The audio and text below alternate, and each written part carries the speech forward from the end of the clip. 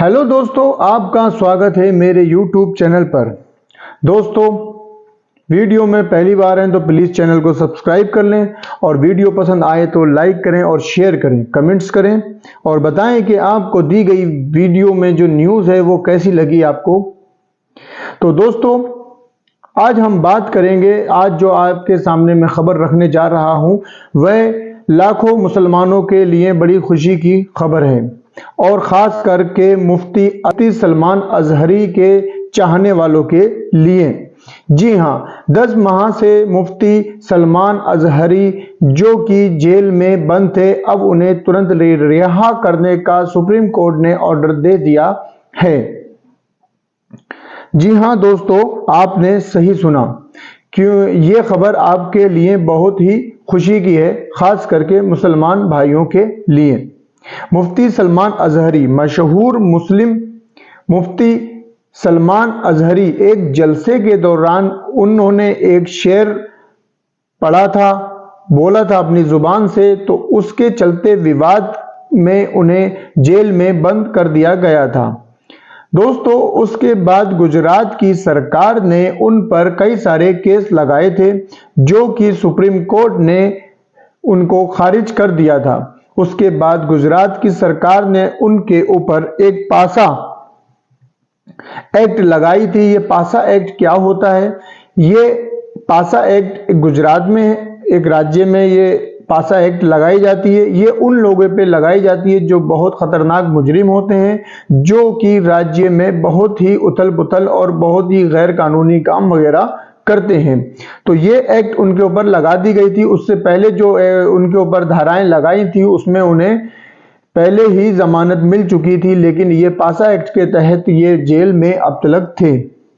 तो उसके बाद अब कोर्ट की तरफ से ये फैसला आया है कि मुफ्ती सलमान अजहरी के ऊपर से ये पासा एक्ट तुरंत खारिज करी जाए और उन्हें जेल से रिहा करा जाए।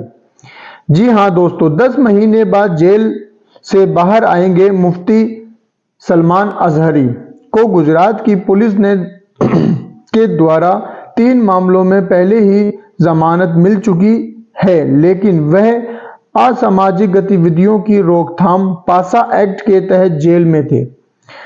अब उनको उससे भी जमानत मिल गई है। पासा के तहत उनकी हिरासत को कैंसिल करते हुए फौरन उन्हें वडोदरा जेल से रिहा करने का आदेश दिया। मुफ्ती सलमान अजहरी के समर्थकों ने बार बार उनकी रिहाई की मांग की थी और उनको जेल से बाहर लाने के लिए दुआएं की थी। तो आज उनकी ये दुआएं पूरी हुई और सुप्रीम कोर्ट के फैसले के बाद मुफ्ती सलमान अजहरी के समर्थकों में खुशी की लहर दौड़ गई और अब वे जेल से रिहा हो जाएंगे। उनके ऊपर जितनी भी धाराएं लगी हुई थी वह सब हटा दी गई हैं। दोस्तों, अब मिडिल ईस्ट की तरफ से कुछ खबर आई है जो कि बहुत ही चौंकाने वाली है। इजराइल के ऊपर अचानक से कोई भी हमला नहीं कर सकता है, लेकिन बीच में ईरान ने भी हमला किया है और हिजबुल्लाह, लेबनान की तरफ से और हमास की तरफ से लगातार हमले हो रहे हैं।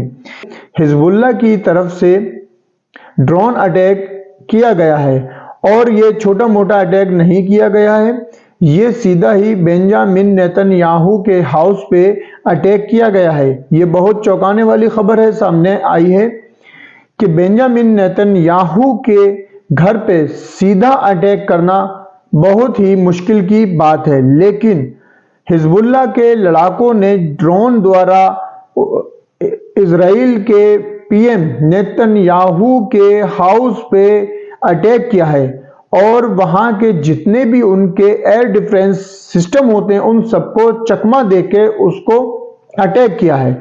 और गनीमत उनकी ये रही कि बेंजामिन नेतन्याहू अपनी वाइफ के साथ वहां पर नहीं थे।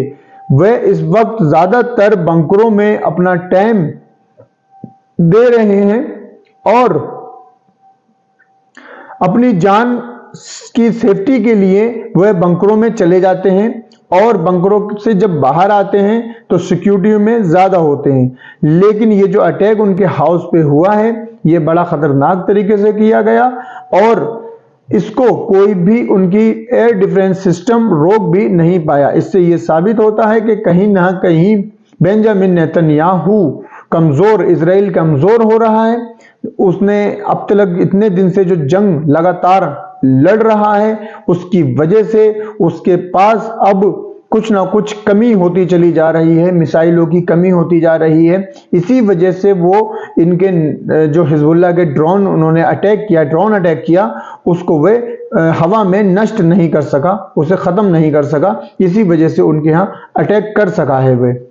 तो ये जो ड्रोन से जो उन्होंने हमला किया है ये इतना समझदारी से किया है कि उनको पता ही नहीं चला और अचानक से ड्रोन से वहां पर हमला कर दिया गया है। तो दोस्तों इस वीडियो में इतना ही था, आगे की वीडियो में बने रहें, आगे फिर आपके लिए कुछ खास खबरें और अपडेट लेकर आऊंगा।